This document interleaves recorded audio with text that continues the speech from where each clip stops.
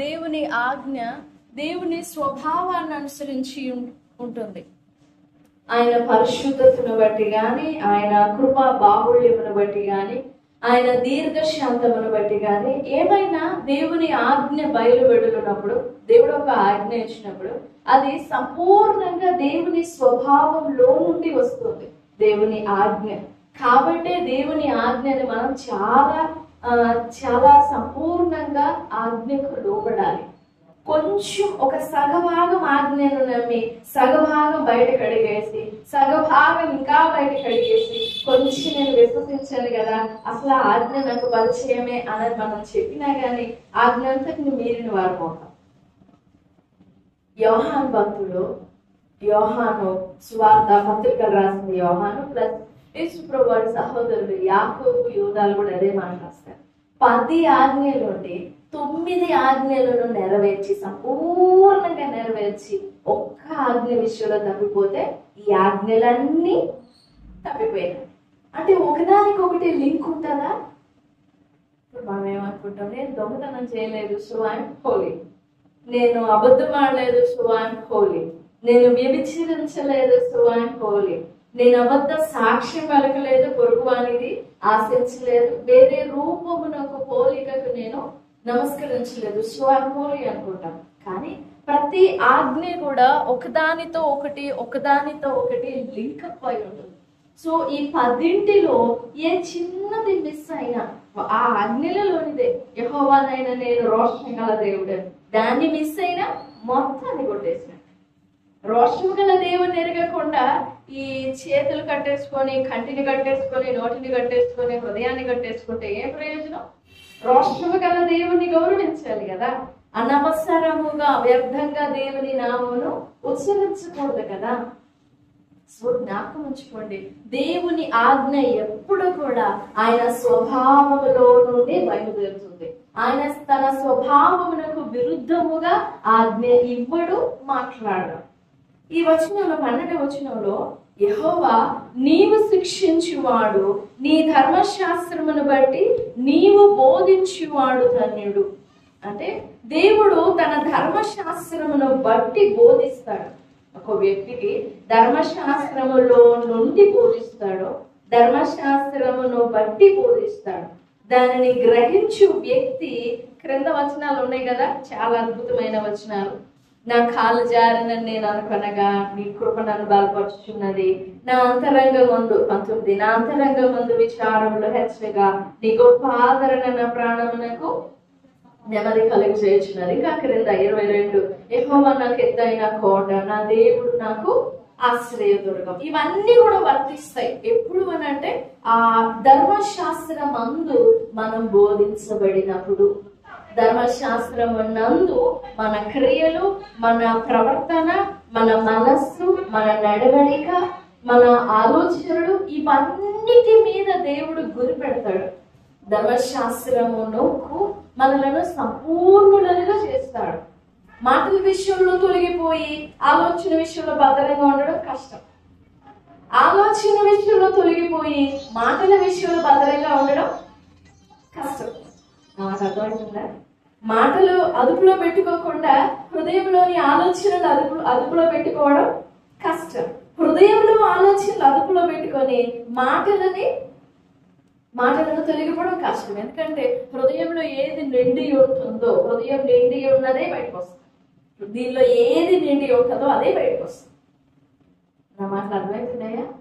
దేవుని స్వభావంలో నుండి ఆజ్ఞ బయలుదేరినప్పుడు ఆ స్వభావంలో నుండే మనం కడగబడతాం, ఆ స్వభావంలో నుండే మనం క్షమించబడతాం, శుద్ధి చేయబడతాం, క్రమపరచబడతాం, సరి చేయబడతాం, సిద్ధపరచబడతాం. అక్కడింత ఆ కీర్తనకారుడు అన్ని మాటలు మాట్లాడిన తర్వాత ఈ అధ్యాయంలో చాలా క్వశ్చన్స్ ఉంటాయి. 94వ కీర్తన కదా, చాలా క్వశ్చన్స్ ఉంటాయి. చూడండి, 3వ వచనంలో యెహోవా ఎంతవరకు ఉత్సహించదు, 2 సార్లు ఉంది అదే మాట. 15లో ఎంతవరకు ఉత్సహిస్తారు. ఇంకా సెకండ్ క్వశ్చన్ చూడండి, 8 జనులలో పశుప్రాయులారా ఆలోచించుడి, బుద్ధిహీనులారా మీరెప్పుడు బుద్ధి తెచ్చుకుంటారు. 9వ వచనం. వినకుండా ఉంటాడా? చూడకుండా ఉంటాడా? 10వ వచనం. అన్ని జనులను శిక్షించువాడు, మనుషులకు తెలివి నేర్పువాడు దండించకుండా ఉంటాడా? ఇప్పుడు ఎన్ని క్వశ్చన్స్ వచ్చినాయి? 1 2 3 4 5 6 అంతేనా? 6. మళ్ళీ ఇటువైపు 16. దుష్టుల మీదకి నా పక్షమున ఎవడు లేచును? విరోధముగా నా పక్షమున ఎవడు నిలుచును? 20. కట్టడ వలన కీడు కల్పించు దుష్టుల పరిపాలనతో నీకు పొందు కలుగునా? ఇన్ని క్వశ్చన్స్ తర్వాత 22వ వచనంలో ఆ క్వశ్చన్స్ అన్నింటికి కూడా ఒక సమాధానం లాగా ఉంటుంది. 22వ వచనం. యెహోవా నాకు ఎత్తైన కోట, నా దేవుడు నాకు ఆశ్రయదుర్గం. ఇక్కడ యెహోవా నాకు ఎత్తైన కోట, మనం ఆయనని కోటగా చేసుకోవాలి. ఆ మాట చదవగానే అక్షరార్థము మన మనసులో కంప్లీట్ గా నిండిపోతుంది. దాన్ని ఎక్స్ప్లెయిన్ చేయాల్సిన అవసరం లేదు. అవునా? యెహోవా నాకు ఎత్తైన కోట అంటే అర్థమైందా? దేవుడు మనకి సింపుల్ గా మనకి వెంటనే అర్థమైపోతుంది. కానీ ప్రశ్న, ఎంత ఎత్తైన వాడు? నాకు ఎత్తైన కోట అన్నాడు, నా దేవుడు నాకు ఆశ్రయదుర్గం అన్నాడు. ఎంత ఎత్తైన వాడు ఆయన? దావీదుకు మరి ఎంత ఎత్తైన వాడో తర్వాత చూద్దాం. మనకు ఎంత ఎత్తైన వాడు? నా మాట అర్థమవుతుందా? ఎంత ఎత్తైన వాడు ఆలోచించండి. మీకు దేవుడు ఎంత ఎత్తైన వాడు? నా ఉద్దేశం మీకు అర్థమైందా? నా భావం, దావీదుకు ఎంతో ఎత్తైన వాడు, నాకు ఎత్తైన కోట అంటున్నాడు. In English, but the Lord is my defence and my God is the rock of my refuge. In మూల భాషలో the Lord is my highest tower. ఎత్తైన టవర్ ఆయన. ఎంత ఎత్తైన వాడు మరి దావీదుకు? ఇప్పుడు నీకెంత ఎత్తైన వాడు? ఎంత ఎత్తైన వాడు? ఎంత ఎత్తునకు చూడగలవు నువ్వు దేవుణ్ణి? ఆ గొల్లియత్ అనుకున్నాడు, ఇట్టా చూసాడు. మనం చీమలు చూస్తాం చూడండి, ఏది ఏది ఎక్కడుంది అని చీమలు చూస్తాం. అట్ట చూసాడంటే గొల్లియత్ దావీదు. అంత ఎత్తని దావీదేమో చిన్న వడిసెల, మనము కోతులు తరవడానికి పక్షులు తరవడానికి వడిసెలు తీసుకుంటాం, క్యాట్ బాల్. అది పట్టుకొని 4 చిన్న రాళ్ళు వేసుకొని ఆ రాయి చూపిస్తున్నాడు. అందుకే అంటాడు గొల్లియత్, నేనేమన్నా కుక్కనా నా మీద రాయి తీసుకొని వచ్చేవు? గొల్లియతు ఎత్తైన వాడే, తన దృష్టికి తాను ఎత్తైన వాడు. కానీ దావీదు చూసినప్పుడు గొల్లియతు కంటే ఎత్తైన వాడు దేవుడు. అది ఎంత విశ్వాసం ఆలోచించండి. గొల్లియతు కంటే ఎత్తైన వాడు. సంసోన్ని ఓ పెద్ద దేవాలయంలో, మంచి ఆధారాలు స్తంభములు ఉన్న దేవాలయంలో బంధించి ఓ తిరగలి ముందు పెట్టి, కళ్ళు వీకేసి తిరగలి ముందు పెట్టి, ఆ తిరగలి ఇసుడు అన్నారు. ఎందుకంటే మంచి బాడీ బిల్డర్ కదా, ఆ తిరగలి ఇసుడు మేము హాయిగా పని చేసుకుంటామని. ఆ సమయంలో ఆ బలము కంటే, ఆ స్తంభాల కంటే, ఆ ఆర్చ్ పెడతారు చూసారా ఎంట్రన్స్ లో, ఆర్చ్, అలాంటి ఆర్చితో ఉండిన ఒక గుహ, ఒక నిర్మాణం, ఒక కట్టడము అది.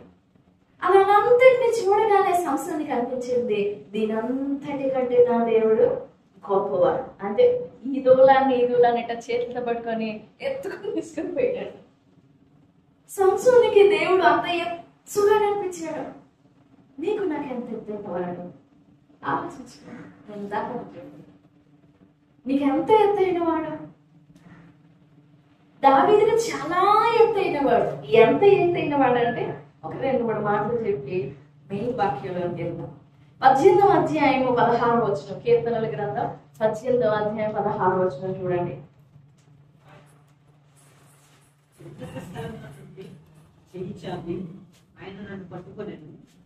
ఉన్నత స్థలము నుండి అంటే ఎక్కడ? అది ఉన్నత స్థలం అని అంటే ఎక్కడ ఉంటుంది? అది ఎత్తైన స్థలములలో నుండి చెయ్యి చాపి, ఆకాశము నుండి సైతము చెయ్యి చాపి నన్ను పట్టుకోగలడు. అంత ఎత్తైన వాడు ఆయన.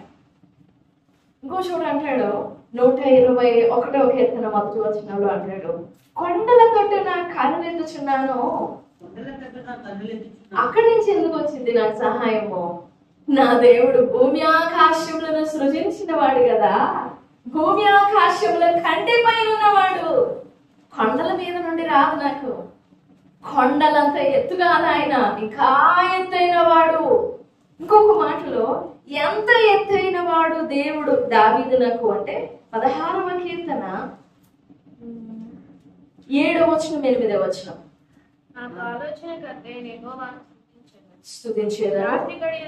రాత్రి గడియలలో నా అంతరింద్రియము బోధించుచున్నది. సదాకాలము యెహోవా యందు నా గురి నిలుచున్నాను. ఆయన నా కుడి పార్శ్వమందు ఉన్నాడు కనుక నేను కదల్చబడను. కుడి పార్శ్వమందుండి, రైట్ అట్ ద సైడ్, కుడి పార్శ్వమందుండి మాట్లాడేంత ఎత్తైన వాడట. మన పక్కనే ఉన్నట్టు కనుగొంటావా? నవ్వుతూ మన మధ్యలో దేవుడు ఉన్నాడని ఖచ్చితంగా చెప్తూ ఉన్నాడని దేవుడు, కానీ నీ పక్కన కనుగొంటావా? మీ పక్కన నిల్చున్నట్టు చూస్తావా? చూసుకోసారి ఒకసారి మీ కుడి పక్కన చూసుకోండి, ఉన్నారా? ఎంతైనా ప్రార్థించు, ఎంతైనా విశ్వసించు, పక్కన మాత్రం కనపడు, ఎక్కడో దూరదేశంలో కనపడతాడు. కానీ దావీదు అంటున్నాడు, నాకు ఎత్తైన వాడే, కానీ నా కుడి పార్శ్వమందుండి నన్ను స్థిరపరిచినంత ఎత్తైన వాడా. ఇంకో మాటలో దావీదు అంటాడు, తన కృపలో నా అంతరంగంలో నాతో మాట్లాడేంత. 51వ కీర్తన 6వ వచనం. నీవు అంతరంగంలో సత్యం కోరుచున్నావు, ఆంతర్యమున నాకు జ్ఞానము తెలియచేయదు. ఆంతర్యంలో మాట్లాడేంత, ఆంతర్యంలో మాట్లాడేంత ఎత్తైన వాడు ఆయన. నేను ఎలాంటి పరిస్థితుల్లో ఉన్నా, 10,000 మంది నా ఇరు ప్రక్కన వచ్చి మోహరించిన నాకు హాయిగా నిద్ర పట్టింది. నేను చక్కగా నిద్రపోతాను, నాకు మంచిగా నిద్ర పట్టింది, డిస్టర్బెన్స్ లేకుండా, నిద్ర డిస్టర్బ్ లేకుండా నేను హాయిగా నిద్రపోతాను. ఎందుకంటే నా ప్రక్కనే ఉంటాడు, నేను కదల్చబడను. దావీదు జీవితంలో దేవునిని ఎత్తైన కోటగా చేసుకున్నాడు. నీవు నేను దేవుని ఎంత ఎత్తైన వాడిగా చేసుకుంటామో అంత ఎత్తైన వాడుగా ఉంటాడు మన జీవితంలో. ఆయన ఎత్తైన వాడే, కానీ నువ్వు ఎంత చేసుకుంటావో అంతే. అంతకు మించి ఆయనే ప్రవర్తించడం, అంతకు మించి ఒక ఇంచ్ కూడా కదలడు. నువ్వెంత ఎత్తుగా చేసుకుంటావో. అందుకే అడగాలి, దేవా మీరు నాకు ఎత్తైన కోటగా ఉన్నాడు, నా గ్రహింపునకు మించి. 1 యోహాను పత్రికలో ఒక మాట చూస్తాం, 4వ అధ్యాయం, గ్రేటర్ దాన్ అవర్ హార్ట్స్. 3వ అధ్యాయం 19-20 వచనం. మనము సత్య సంబంధులమని ఎరుగుతాం. ఇందువలన మనం సత్య సంబంధులమని ఎరుగుతాము, దేవుడు మన హృదయము కంటే అధికుడై సమస్తమును ఎరిగి ఉన్నాడు గనుక మన హృదయము ఏ ఏ విషయములలో మన యందు దోషారోపణ చేయను, ఆయా విషయములలో ఆయన ఎదుట మన హృదయములను సమ్మతిపరచుకుందాము. మన హృదయము కంటే అధికుడు. మన హృదయం కంటే ఎలా? నిజంగా ఎంత అధికుడు అని మన హృదయాలోంచి అన్నీ ఎరిగినవాడు. దావీదు అలా చేసుకున్నాడు. నాకు ఎత్తైన కోట, నేను ఎందుకు కదల్చబడతా? నా పక్షం ఎవడు నిలబడేది? రండి చూస్తున్నాను ఎవరు నిలబడతారు. నా దేవుడు నన్ను కృపలో కలుసుకుంటాడు. నాకు ఎత్తైన కోట, నా డాల ఆయన, నా కేడం ఆయన, నా శృంగం ఆయన, నా మీద ధ్వజం ఎత్తాడు ఆయన. నేనా భయపడేది? నా ముఖంలో మీకు భయం ఏర్పడదా? నిజంగా దావీదు దేవుడిని ఎత్తైన కోటగా చేసుకున్నట్లు మనం కూడా చేసుకోవాలి. అంతే. దేవుడు కాబట్టి మేలు చేస్తాడని నమ్మద్దు, అది కరెక్ట్ నమ్మకం కాదు. దేవుడు కాబట్టి మంచి చేస్తాడు, దేవుడు కాబట్టి మేలు చేస్తాడు, దేవుడు కాబట్టి ఆశీర్వదిస్తాడు, దేవుడు నన్ను కలుగు చేసుకున్నాడు కాబట్టి నా పక్షంగా గొప్ప కార్యాలు చేస్తాడని నమ్మద్దు, అది తప్పు. ఆధారం లేని నిరాధారమైన విశ్వాసం. కానీ దేవుణ్ణి చేసుకుని ఆశ్రయంగా, అప్పుడు ఆయన అన్ని ఆయనలో ఉన్న ఆశీర్వాదాలన్నీ నీకు అప్లై అవుతాయి. నువ్వు ఆయన్ని చేసుకోనకుండా, ఆధారణ చేసుకోనకుండా, తగిన కోటగా చేసుకోనకుండా, ఆయనలో ఉన్నవన్నీ నీకు దక్కాలి, నీకు సహం అవ్వాలి అని అంటే హూ ఆర్ యు అంటాడు, నువ్వెవరివి అంటాడు. సో ఈ ప్రశస్తమైన సమయంలో దేవుణ్ణి నీకు ఎత్తైన కోటగా చేసుకో. వాటి పరిస్థితులు నీకు అంత అవసరమైనవిగా కనబడకపోవచ్చు, కానీ మా క్షణానికి నీకు అవసరమైన ఎత్తైన కోటగా చేసుకోవాలి. ఆయన నీకు ఎత్తైన వాడుగా ఉంటాడు.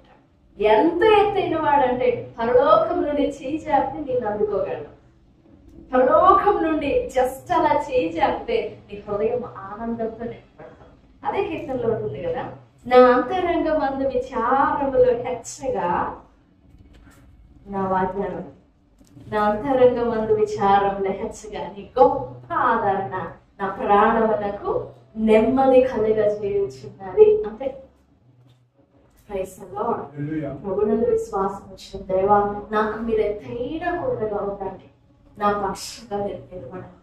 మీ చిత్తం, మీ ఆశ, మీ ఆలోచన, మీ స్థిరమైన తలపులు నా పట్ల నెరవేర్చండి. ప్రభుత్వంలో వేడు